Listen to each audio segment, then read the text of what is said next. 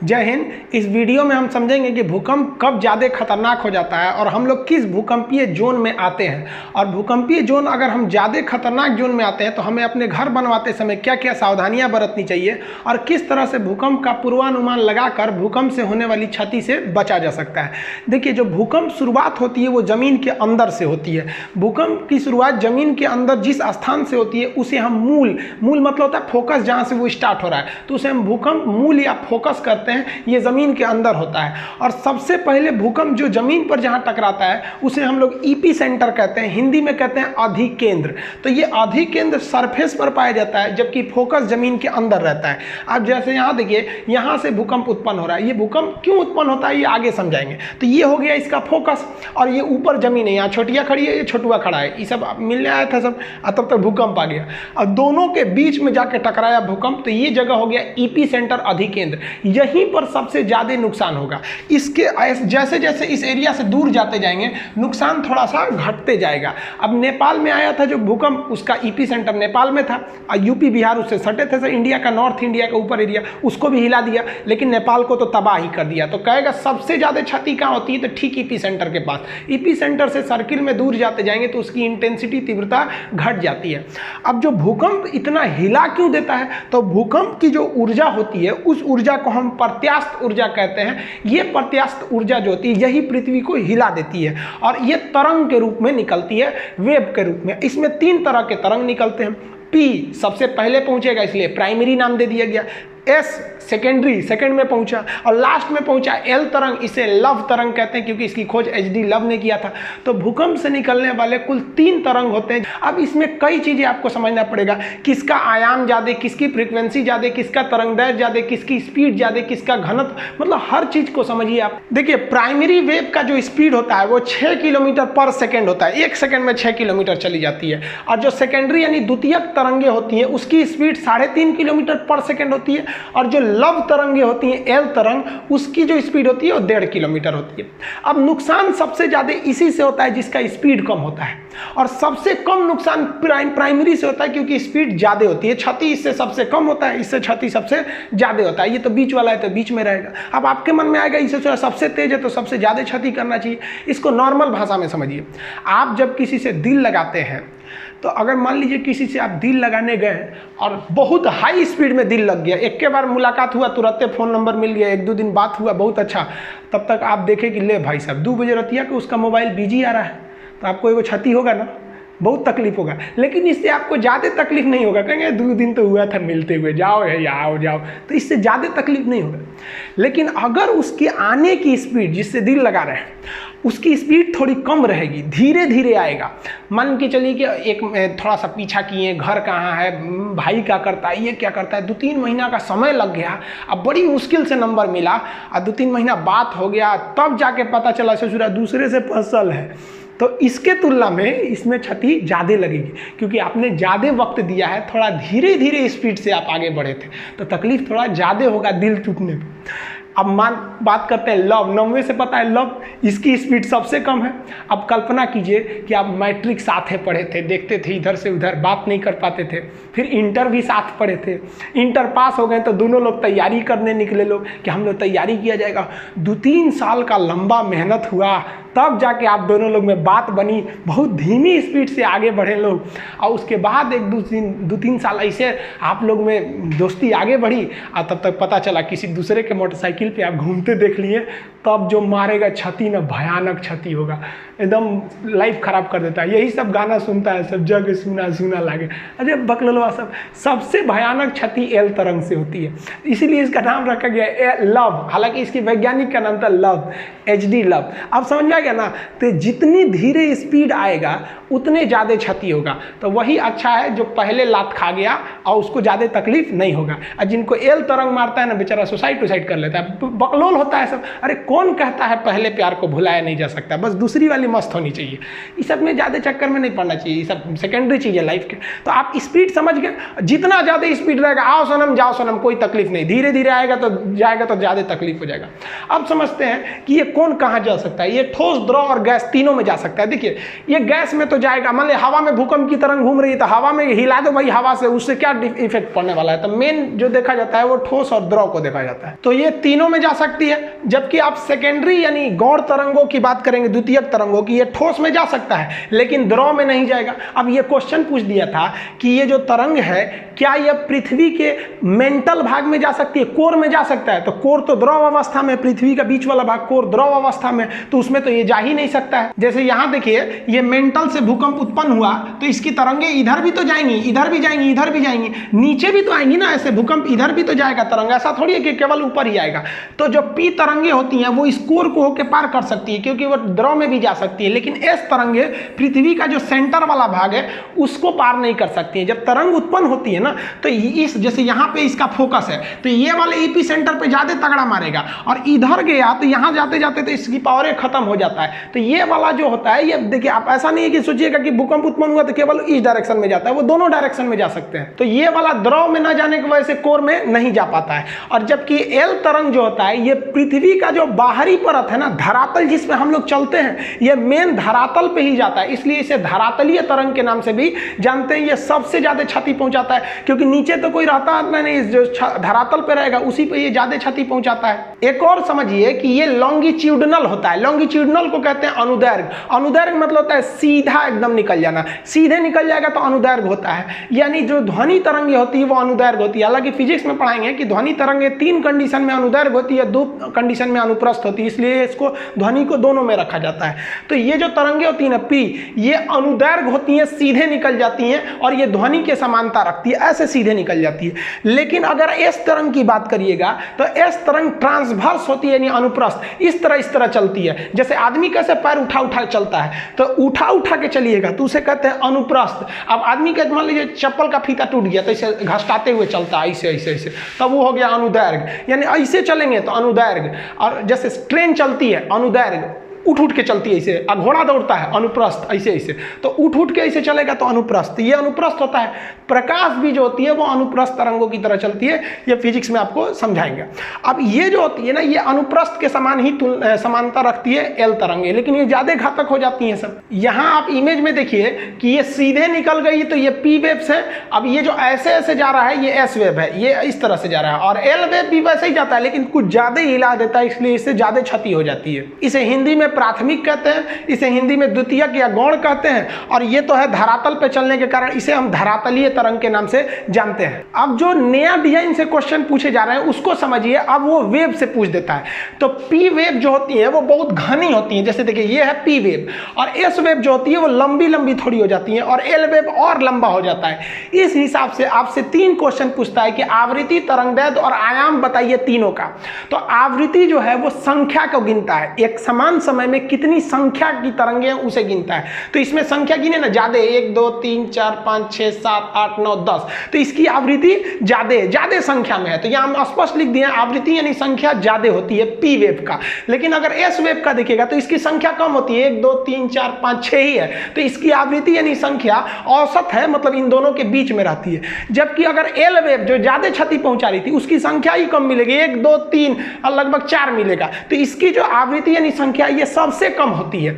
अब बात करते हैं वेवलेंथ यानी तरंगदैर्घ्य की। तो वेवलेंथ जो है वो दूरी को दर्शाता है। दूरी मतलब लंबाई, छोटी सी लंबाई रहेगी तो लंबाई कहते हैं, लंबाई बहुत बढ़ गया तो दूरी बताता है। तो ये जो है ये दूरी बता रहा है। तो देखिए, तो एक तरंग से दूसरे तरंग के बीच में इतनी ही दूरी दिख रही है, तो इसकी जो दूरी होती है वो बहुत कम होती है। जबकि उससे ज्यादा तरंगदैर्घ्य यानी वेवलेंथ यानी दूरी यानी तरंग की लंबाई, ये इसमें थोड़ा सा ज्यादा है। देखिए लंबाई इसमें थोड़ा सा ज्यादा है, तो ये दोनों के बीच में तो सब में मिडिल में ही आएगा। जबकि आप एल वेव की बात करेंगे तो एल वेव का जो तरंगदैर्घ्य होता है, दूरी होती है, वो सबसे ज्यादा होता है। देखिए इतनी दूरी है इसमें सबसे ज्यादा दूरी होता है। तो इमेज से समझिएगा। ड्रॉ करने के लिए आप सिंपल सा क्या करिएगा, इसे पी एस एल लिखिएगा, पहले छोटा छोटा फिर उससे बड़ा फिर एकदम बड़ा। समझ आ गया कि नहीं आ गया? और उसके हिसाब से आप समझ जाइएगा। अब समझते हैं एम्पलीट्यूड यानी आयाम को। तो आयाम का सेंस होता है ऊंचाई, तरंग कितना ऊंचा है उसे हम आयाम कहते हैं। तो इसकी ऊंचाई देखिए कम है, इसकी ऊंचाई उससे थोड़ा सा ज्यादा है।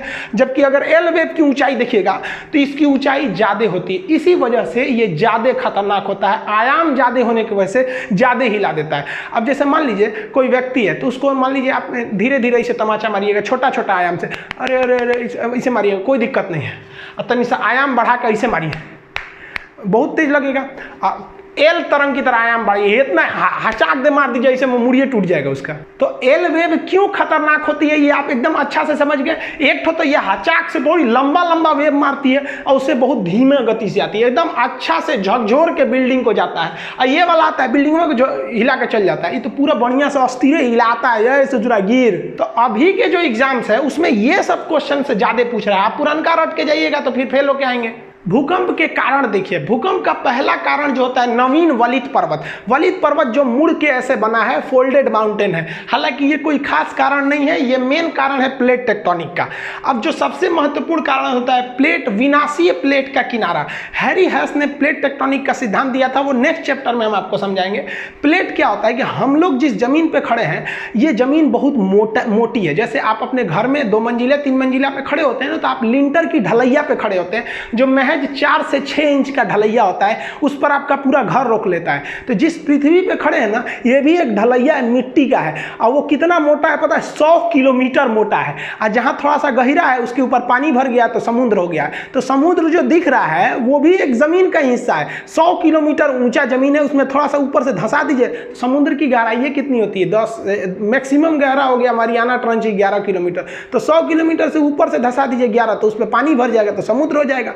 और नहीं तो उसके नीचे तो पूरा मिट्टी है ही है, तो लिथोस्फीयर का निर्माण कर देते हैं। तो हम लोग जिस पर खड़े हैं वो भी प्लेट है जिसकी मोटाई 100 किलोमीटर है, और ये प्लेट दूसरे प्लेट से जैसे टकराएंगे ना तब आपका वहां आ जाएगा भूकंप। हम ये प्लेट को आपको प्रैक्टिकली एग्जांपल देकर समझाएंगे कैसे टकराते हैं, सब 3D में।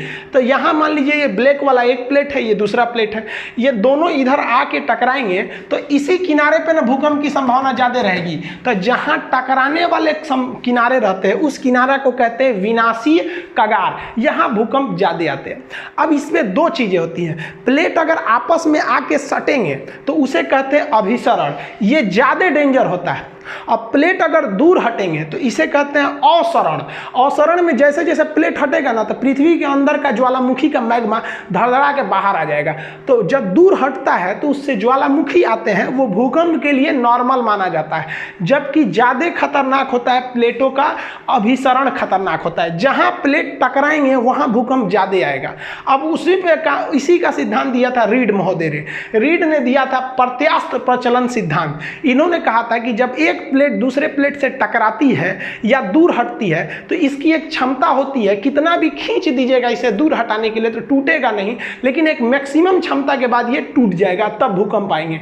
या आपस में सटाइएगा तो ये मुड़ेंगे नहीं, इनके अंदर एक इलास्टिसिटी होती है, लेकिन उससे ज्यादा ढकेल दीजिएगा तो ये मुड़ जाते हैं, जिससे कि भूकंप आ जाते हैं। तो ये रीड का सिद्धांत कई बार पूछा है कि रीड का सिद्धांत किससे संबंधित है, तो आप इतिहास भूगोल में चल जाता है, तो ये भूकंप से संबंधित है।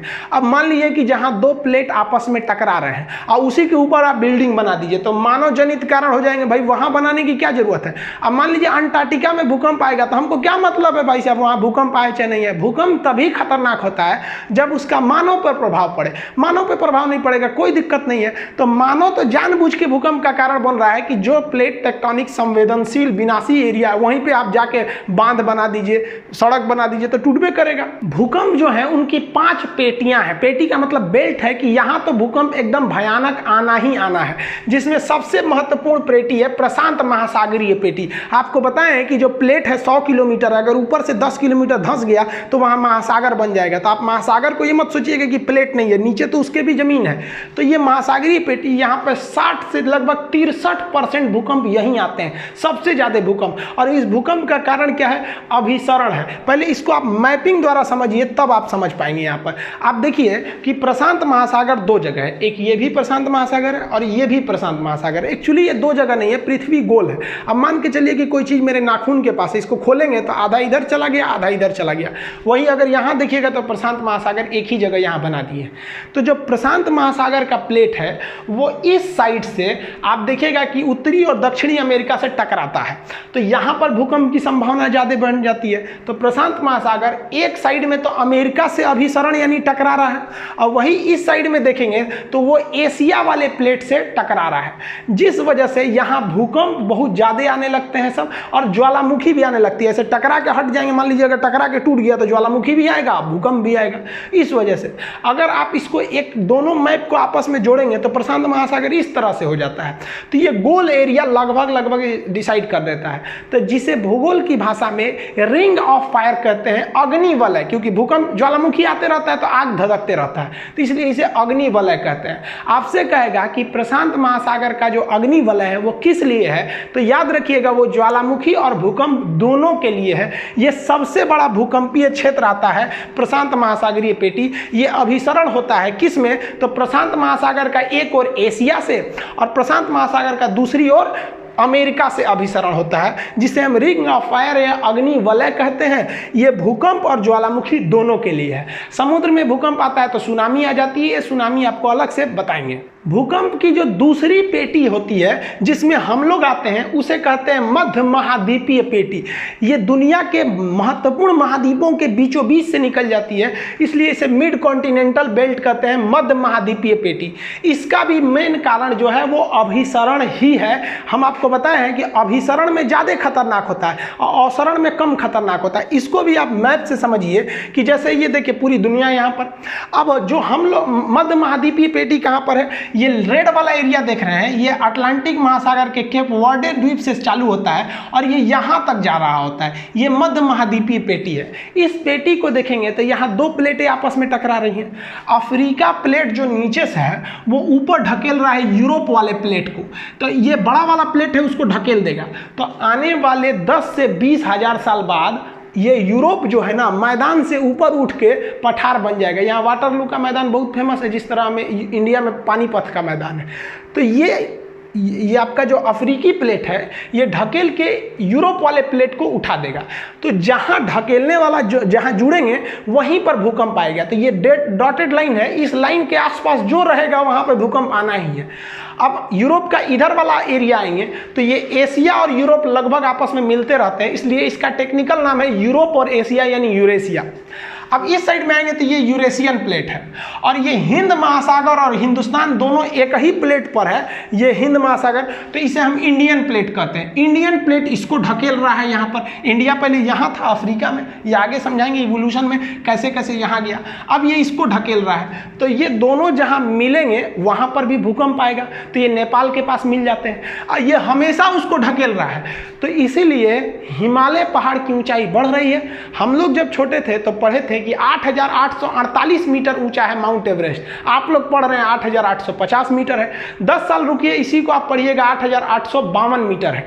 रीजन क्या है कि इंडियन प्लेट लगातार ऊपर ढकेल रहा है, हर साल ये ऊंचा हो जाता है, 5 सेंटीमीटर ऊपर भाग जाता है, जिस वजह से यहाँ टकराते हैं और ये एरिया पूरी तरह से संवेदनशील हो जाता है। और चूंकि जहाँ टकराएंगे वहाँ पहाड़ बनने की संभावना ज़्यादा रहती है। आप यहाँ पे देखेंगे तो यहाँ पे आपको मिलेगा आपका पहाड़, आल्पस पर्वत से लेके इधर निकलेंगे तो यहाँ काकेशस पर्वत है, हिंदुकुश पर्वत है, हिमालय, आराकामियोमा। तो ये पहाड़ी कारण जो होते हैं वो भी भूकंप के कारण बनते हैं। लेकिन आपको पता है कि मेन कारण पहाड़ नहीं है, मेन कारण अभिसरण हो जाता है। तो हिंदुस्तान का जो भूकंपीय क्षेत्र है वो क्या है, वो महाद्वीपों के बीचों बीच से आ रहा है, इसलिए इसे कहते हैं मध्य महाद्वीपीय पेटी, जो मुख्य रूप से नेपाल यानी हिमालय से होकर गुजरता है और आगे जाके प्रशांत पेटी में जाकर मिल जाता है। तो यहाँ ध्यान से समझिए, तो हम लोग का जो पेटी है वो तो मध्य महाद्वीपीय पेटी हो गया। ये अभिसरण का कारण है। किससे अभिसरण हो रहा है, तो अफ्रीका ढकेल रहा है यूरोप को बना देगा एक दिन पठार, और एक और इंडियन प्लेट ढकेल रहा है यूरेशियन प्लेट को, इसलिए माउंट एवरेस्ट की ऊंचाई बढ़ रही है। ये दोनों जहां मिलते हैं वहीं पे बन गया है हिमालय पर्वत। ये समझ में आ गया। अब जो तीसरी भूकंप की पेटी है उसे हम कहते हैं मध्य अटलांटिक पेटी। ये अटलांटिक महासागर के बीच में है, ये ज़्यादा खतरनाक नहीं है, ये अवसरण बंद करती है। कैसे, देखिए ध्यान से। ये अटलांटिक महासागर है, एस के आकार का है। इसमें क्या है कि इधर का प्लेट इधर जा रहा है और इधर का प्लेट इस साइड जा रहा है। तो ये अभिसरण नहीं हो रहा है जो खतरनाक होगा, बल्कि ये अवसरण हो रहा है। तो तो प्लेट जब दूर जाएंगे तो पृथ्वी के अंदर का जो मैग्मा है वो बाहर धधक के निकलेगा ज्वालामुखी से, तो मैग्मा इसमें बाहर निकल जाता है और ठंडा होकर वो एक चट्टान बना लेगा और ये लगातार फैल रहा है इसलिए लगातार मैग्मा निकलेगा और इसके अंदर एक बड़ा सा चट्टान बन गया है। समुद्र के अंदर डूबे हुए चट्टान या पहाड़ को हम रिज या कटक कहते हैं।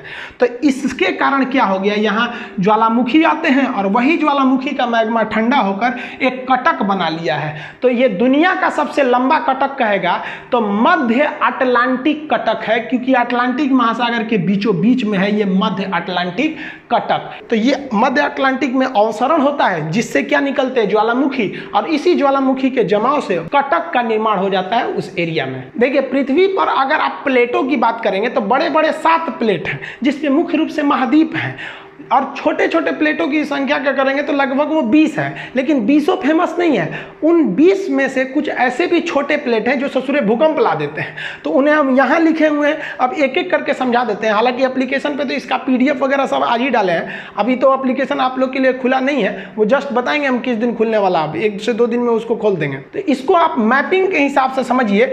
इन तीनों को पहले समझा देते हैं, फूका प्लेट, कोकोस प्लेट और नजका प्लेट, ये कहाँ पर है सब इसको ध्यान से समझिए। अमेरिका जो है, उत्तरी अमेरिका, तो अमेरिका के जस्ट इस साइड में, पश्चिम साइड में प्रशांत महासागर में, यहाँ पर एक है फोका प्लेट। तो ये फोका प्लेट अमेरिका में भूकंप ला देता है क्योंकि प्रशांत महासागर वाला आके इसको ढकेल देता है, तो यहाँ भूकंप आ जाते हैं। यहाँ पर मैक्सिको के जस्ट इधर में है कोकोस प्लेट। अब याद रखिएगा, यहाँ एक कोको द्वीप है, यहाँ एक कोकोस द्वीप है, ना ये कोको है ना ये कोकोस है, ये कोकोस है लेकिन ये कोकोस प्लेट है। ये कोकोस प्लेट कहां लाता है तो प्रशांत महासागर में मैक्सिको के तट पर भूकंप लाता है। नजका प्लेट, ये कई बार यूपीएससी में पूछा है, नजका प्लेट कहां है, तो नजका प्लेट एक छोटा सा प्लेट है, वो प्रशांत महासागर में है लेकिन वो पेरू तट के पास है नजका प्लेट। तो ये छोटे छोटे प्लेट हैं लेकिन ससुरे विनाशी प्लेट है, दूसरे से टकरा रहे हैं। अगर वही आप अगर कोई प्लेट को देखेंगे, जैसे ये अटलांटिक प्लेट है जो नीचे की ओर है, तो ये अटलांटिक महासागर में प्लेट है लेकिन इसके पास कोई दूसरा प्लेट ही नहीं है, जिस वजह से यहां भूकंप वगैरह नहीं आते हैं सर। भाई टकराएगा तभी तो भूकंप आएगा। तो आपसे क्वेश्चन भी पूछता है कि वह कौन सा ऐसा महाद्वीप है जहां एक भी भूकंप नहीं आते हैं, तो अटलांटिक वाला है। अरे भाई ये नीचे वाला अटलांटिक कह रहे हैं, ये अंटार्कटिक वाला, तो ये अंटार्कटिक के पास कोई प्लेटें टकराने नहीं जा रहा है। टकराएगा तभी तो अभिसरण होगा और वो जो किनारा कगार है वो विनाशी कगार बनेगा, तो यहां भूकंप का लिए आएगा, नहीं आते हैं सब यहां पर। और छोटे छोटे प्लेट देखिए, तो अफ्रीका की भ्रंश घाटी, जब हम आपको बताए थे कि 8वां महाद्वीप जिलांडिया, तो उसमें बताए थे कि आने वाले समय में ये अफ्रीका में भ्रंश घाटी आ रही है जो इथोपिया से लेकर नीचे तक जा रही है। ये आने वाले 40 से 50,000 साल बाद ये कट कर अलग हो जाएगा। उसी तरह जिस तरह से हिंदुस्तान पहले यहाँ था, कट के अलग होकर वहाँ चला गया, ये भी अलग होगा।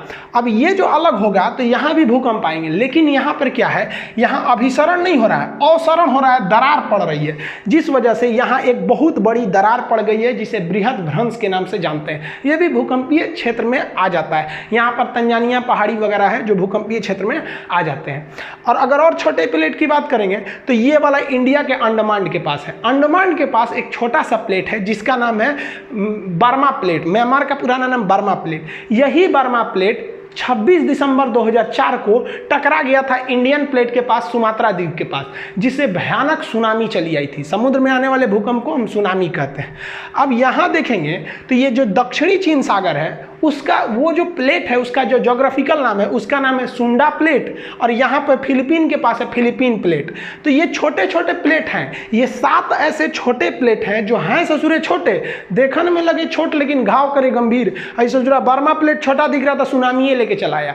तो ये आप छोटे छोटे प्लेट समझे, और ये भी समझे कि अगर प्लेट टकराएगा नहीं तो वहाँ भूकंप नहीं आएंगे, जैसे अंटार्कटिका में भूकंप नहीं आते हैं। ये छोटे प्लेट हो गए, और ये अंटार्कटिका में भूकंप आते नहीं है, वहाँ आदमी भी नहीं रहता, आएगा भी तो कोई किसी काम का तो नहीं रहेगा। अगर इसका स्क्रीनशॉट लेना चाहते हैं तो ले लीजिए, नहीं तो फिर एप्लीकेशन पे पढ़ेंगे तो इसका PDF और टेस्ट तो सब बताएंगे आप लोग को। तो इसमें हम आपको मोटा मोटी हर एक प्लेट बताए हैं। ये प्रशांत महासागरीय प्लेट है जो इधर भी है। हम लोग का जो भूकंपीय प्लेट है वो है आपका मध्य महाद्वीपीय। इसका मध्य महाद्वीपीय क्यों नाम पड़ा, क्योंकि ये पूरे महाद्वीपों के बीचों बीच से आ रहा है, जिसमें मुख्य रूप से हिमालय और भारत का उत्तरी हिस्सा है। ये मध्य अटलांटिक है, इसमें तो अवसरण हो रहा है, इसमें तो भूकंप भूकंप ही नहीं आते हैं। अब समझते हैं भूकंपीय जोन किसे कहते हैं। वह एरिया जो प्लेटों के कगार के पास जहां टकरा रहे हैं ठीक वहीं पे आ जाएगा तो उसका भूकंपीय जोन ज़्यादा खतरनाक वाला हो जाएगा, उससे दूर जाएंगे तो कम खतरनाक। तो भूकंप के खतरे को भांपते हुए हम एरिया को बांट देते हैं, ये ज़्यादा संवेदनशील है, ये कम संवेदनशील है, उसे हम भूकंपीय जोन कहते हैं। भूकंपीय जोन 1 से लेकर 5 होते हैं। भूकंपीय जोन जो 1 है इसमें लगभग 5 तीव्रता का भूकंप आता है, जिसमें किसी को कोई दिक्कतें नहीं होता है। इसलिए भूगोलवेताओं ने अभी कह दिया है कि जो भूकंपीय जोन 1 है इसकी मान्यता को खत्म कर दिया गया है। भूकंपीय जोन को 2 से गिना जाता है, लेकिन कहेगा कितने होते हैं तो 1 से 5 होते हैं, और 1 वाले को अभी खत्म कर दिया गया है। जैसे जैसे आप भूकंपीय अभी क्या लिखेंगे आप, बट नाउ ओनली 4 जोन हो चुके हैं। जैसे जैसे आप भूकंपीय जोन 1 से किधर जाएंगे 5 की ओर, आप खतरे की ओर बढ़ रहे हैं, यानी डेंजर की ओर बढ़ रहे हैं। यानी सबसे खतरनाक जोन कौन सा आता है, 5वां जोन आता है। ये कहाँ मिलेगा, जहाँ एकदम प्लेट मिल रहा है, जैसे हिमालय का निचला भाग, नेपाल का एरिया, ये 5वें जोन में आता है। 1 नंबर जोन तो खत्म कर दिया गया है, हिमालय आपके 5वें जोन में आता है। यहाँ नक्शा दे दिए है, इसको आप स्क्रीनशॉट में लेके देख सकते हैं। जो रेड कलर से दिया है वो जोन नंबर 5 है, जिसमें कश्मीर आता है, ये आपका हिमाचल प्रदेश, उत्तराखंड, नेपाल का वह एरिया जो बिहार यूपी से सटता है वो हो गया, पूर्वोत्तर भारत हो गए लाल वाले एरिया में। लाल मतलब कौन सा है, भूकंपीय जोन 5 है। ये गुजरात का ऊपर वाला कच्छ जो है, भुज में तो 26 जनवरी 2001 को भूकंप आ गया। सोचिए सब लोग झंडा फहरा रहे थे, लोग सुबह सुबह भूकंप आ गया, बहुत खतरनाक भूकंप था वहाँ पर। ये तो इस बार एग्जाम में भी पूछा था किस दिन आया था। बाकी अगर आप देखेंगे तो भूकंपीय जोन 2 जहाँ से अब तो मेन शुरुआत हो रही है, हम आपको पहले ही बोले कि 1 नंबर खत्म हो गया। आप इस नक्शा में भी देखिएगा तो भूकंपीय जोन 2, 3, 4, 5 को बनाया गया है। तो देखिए दक्षिण भारत में ये वाला एरिया कम है, 3 नंबर में आ जाता है येलो जोन। तो यहाँ से आप कलर के हिसाब से जोन डिसाइड कर सकते हैं कि आप किस जोन में आते हैं। अभी जो बताएं वो आपके पीसीएस लेवल या फिर आपके यूपीएससी लेवल में वहां से ज्यादा क्वेश्चन आते हैं। अब ग्रुप डी, खलासी, चपरासी, गैंगमैन, सफाई कर्मी, इस सब के एग्जाम में क्या पूछेगा, बच्चा वाला चीज कि भूकंप को किस मशीन से नापते हैं, तो सिस्मोमीटर से नापते हैं। ये मशीनमा का नाम है सिस्मोमीटर, ये नाप देता है वहां पर। भूकंप की स्टडी को क्या कहेंगे, सिस्मोग्राफ कहेंगे, सिस्मोलॉजी कहते हैं। किस ग्राफ से नापते हैं, तो उसे जिस ग्राफ पे उसको बनाया जाता है उस ग्राफ का नाम होता है सिस्मोग्राफ। किस स्केल से नापते हैं, तो स्केल कई ठो है जिसमें रिक्टर स्केल फेमस होते हैं। पहले आप ग्राफ और स्केल में अंतर समझिए। यहां हमने ग्राफ बना दिया कि भैया ये भूकंप आया है, ग्राफ बना दिए। अब इस ग्राफ को नापिएगा कैसे, कि भाई किलो में नापिएगा कि लीटर में नापिएगा कि सेंटीमीटर में, कोनो ना कोनो एक स्केल रहना चाहिए ना। जैसे गेहूं को आप किलो में नापते हैं, पानी को लीटर में नापते हैं, तो चीजवा तो वही है, उसको नापने के लिए यूनिट चाहिए, कोई ना कोई स्केल चाहिए।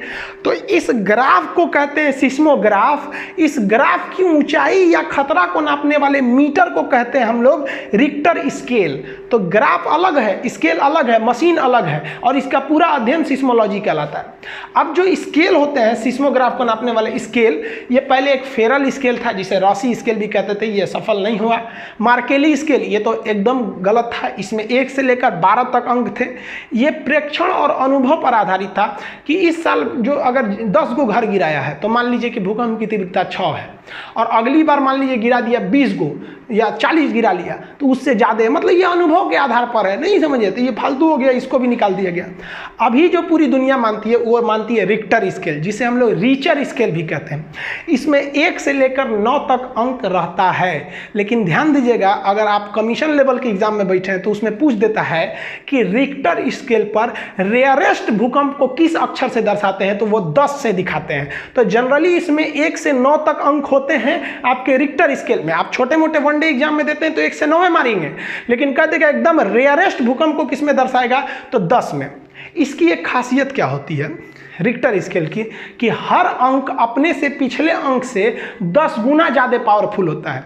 यानी अगर आपसे कह रहा है कि रिक्टर स्केल पर कोई भूकंप आया है जिसकी तीव्रता है 6, और रिक्टर स्केल पे एक भूकंप आया जिसकी तीव्रता है 7, तो आपको अंक में भले दिखेगा कि 6 से 7 एक ही अंक है, लेकिन पावर देखेंगे तो 10 गुना ज़्यादा खतरनाक होता है। तो रिक्टर स्केल पर हर एक अंक अपने से पिछले अंक से 10 गुना ज़्यादा खतरा को लेकर रखता है।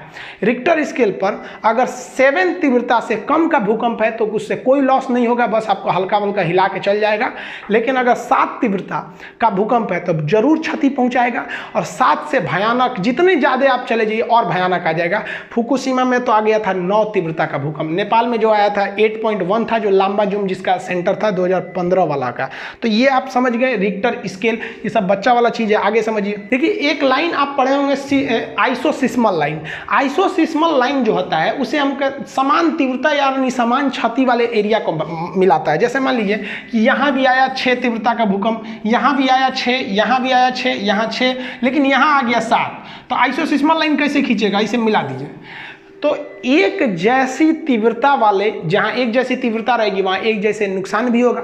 तो समान तीव्रता वाले जगह को मिलाने वाली लाइन को कहते हैं आइसोसिस्मल लाइन। लेकिन ये पुराना हो गया ये क्वेश्चन। अब पूछता है कि होमोसिस्मल लाइन क्या है। तो होमोसिस्मल लाइन उस लाइन को कहते हैं जो टाइमिंग को बताता है। एक साथ भूकंप आ गया, जैसे मान लीजिए यहाँ कोई जगह 10 बजे भूकंप आया, एक जगह यहाँ भी 10 बजे आया, यहाँ भी 10 बजे आ गया और यहाँ आया आपका 12 बजे। तो ये होमोसिस्मल में तो आएगा नहीं, ये भी 10 बजे आया, ये भी आया, ये भी आया। जो एक टाइम पर भूकंप को मिलाते हैं, समान समय को दर्शाएगा, तो वो हो जाता है होमोसिस्मल। और समान तीव्रता यानी समान क्षति को दर्शाएगा तो हो जाता है आइसोसिस्मल लाइन। ये वाला ज़्यादा पूछता है आजकल एग्जाम में। आप समझते हैं इसकी भविष्यवाणी या इसका प्रेडिक्शन किया जा सकता है कि नहीं। तो एक लाइन में जवाब है कि भाई आप भूकंप का वर्तमान समय में कोई भविष्यवाणी नहीं कर सकते हैं, लेकिन कुछ ऐसी सावधानियां हैं जिससे पता चल सकते हैं कि भूकंप आने वाला है या नहीं। जैसे कि वायुमंडल में रेडान गैस तो पाया नहीं जाता, ये सबसे भारी गैस है, लेकिन भूकंप और ज्वालामुखी आने से पहले इसकी मात्रा बहुत ज़्यादा बढ़ जाती है। तो जो मशीन है इसको नापने वाले बता देते हैं कि रेडान गैस बढ़ रहा है, इसका मतलब भूकंप आने वाला है। दूसरा कि वायुमंडल में इलेक्ट्रोमैग्नेटिक वेव अचानक बढ़ जाते हैं। अब जो मशीनें हैं इलेक्ट्रोमैग्नेटिक वेव को नापने वाली, वो भी बता सकती हैं। ये दोनों तो आप अपने मन से नहीं बता सकते हैं। और जो तीसरा चीज होती है वो एनिमल, कुछ ऐसे जानवर होते हैं, कुत्ता, बिल्ली, सियार, जो भूकंप से पहले आने वाली जो ध्वनि होती है, वो ध्वनि जो होती है अवश्रव होती है, जिसकी जो फ्रीक्वेंसी होती है 20 हर्ट्ज से कम होती है।